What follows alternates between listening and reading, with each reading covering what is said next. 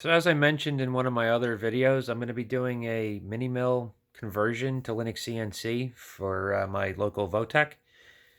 It's a Prolight 2000 um, benchtop mini mill, basically. It was previously set up for CNC, but it had a DOS-based control with an external PC, and neither of which was given to the school when the machine itself was donated. So it's just been sitting in storage for however long and never really had much of a life to it. So what I will be doing as we go through here, I'll show you. I'm going to be using DMM DYN2 servo drives with the NEMA 23 equivalent DMM servo. These are actually, I think they're actually NEMA 24, but they notch the faceplate a little bit to fit in the NEMA 23 form factor, and the diameter here is for NEMA 23. So we'll find out if these will bolt in directly or if I have to get the adapter plates like I did for my machine. Time will tell. But I'm going to be using the DMM NEMA 23 equivalent. Got 3 of those. I got 3 of the DYN2 drives. I don't know if I made mention about the size of the DYN2 compared to the DYN4s. The DYN4s are fairly large, and these, they're so cute. Look at them. Look how tiny. So I got 3 of these. Put that away. 3 of those, 3 of the motors. I got all of the cabling that is required.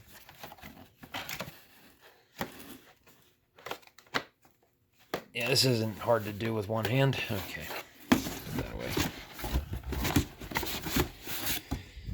Along with that, I got a myriad of DIN rail terminal blocks from a company that was originally called DIN rail terminal blocks on Amazon, but now it's called International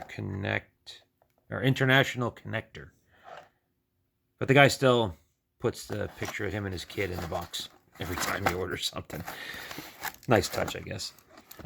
This one here in particular is for the 110 distribution. So I've got the black for the hot, white for the neutral. Got a couple of ground blocks that come with this kit. I also, of course, nothing is going to close easily. Get in there. I'll deal with it later.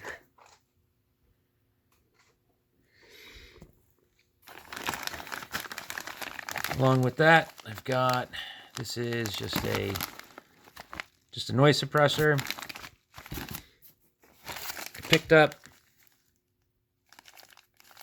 these guys here. These are just ground DIN rail connectors. These are not the same brand. These are the only ones I could find that come in a set. This comes a set of 10. And they were relatively inexpensive, but I'm so dumb. I was ready to send these back because they didn't connect onto the DIN rail like I'm used to. I'm used to the DIN rail stuff just kind of snapping in place. And these ones here, they actually screw on. So you have to loosen the screw, put it on the rail, and then tighten that one in the center to get it to actually hold on. I felt like such an idiot. But then when you're looking at it, and I'm sitting there going, oh, screw clamp. That makes sense. I got some black and red 18 gauge silicone wire for my 24 volt IO stuff. Got this one here is the 24 volt 5 amp power supply. This guy here is the breaker. So it's a Nader brand. Comes out of an outfit called ASI, which stands for Automation Systems Interconnect. Kind of why I thought the other thing was interconnect.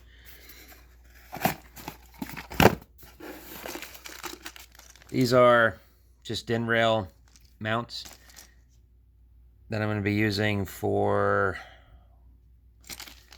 the back of, I have to rebox this stuff now.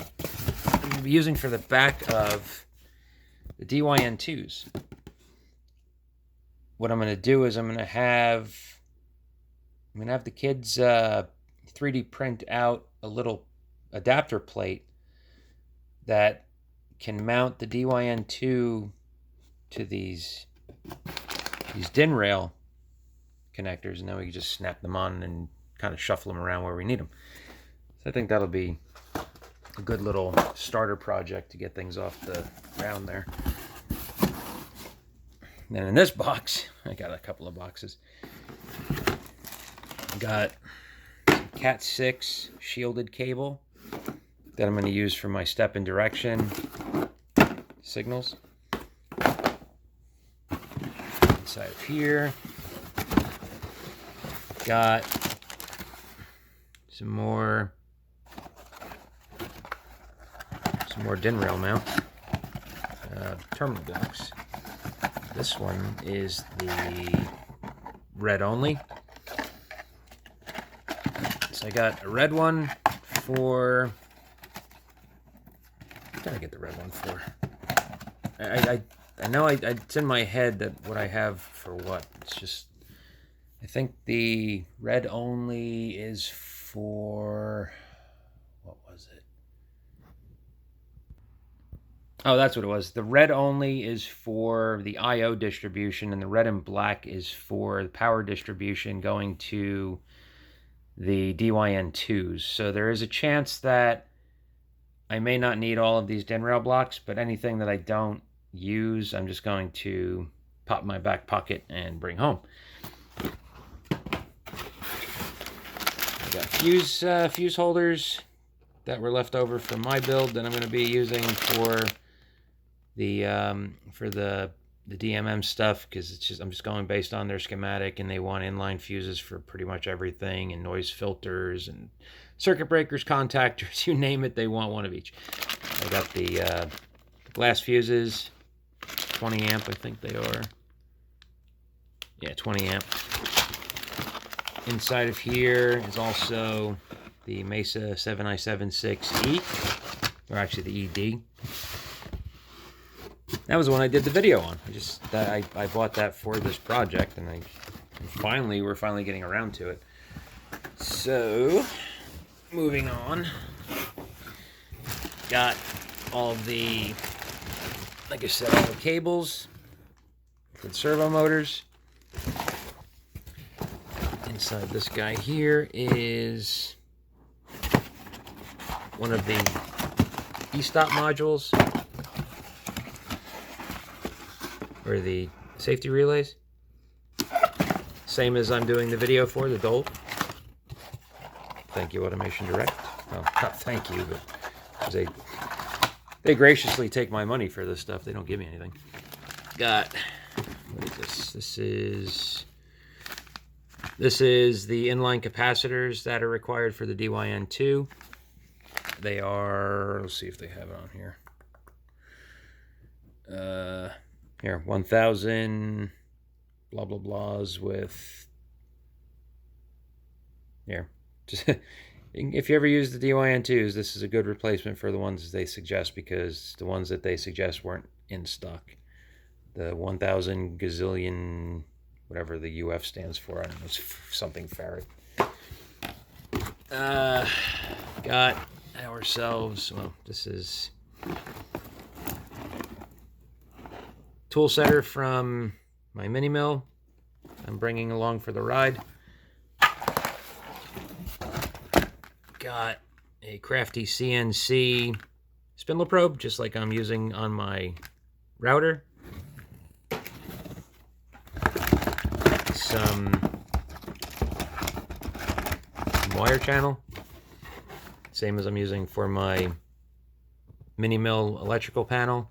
This isn't really the machine building stuff. This is the under the desk wire track, but it's the same. It serves the same purpose. another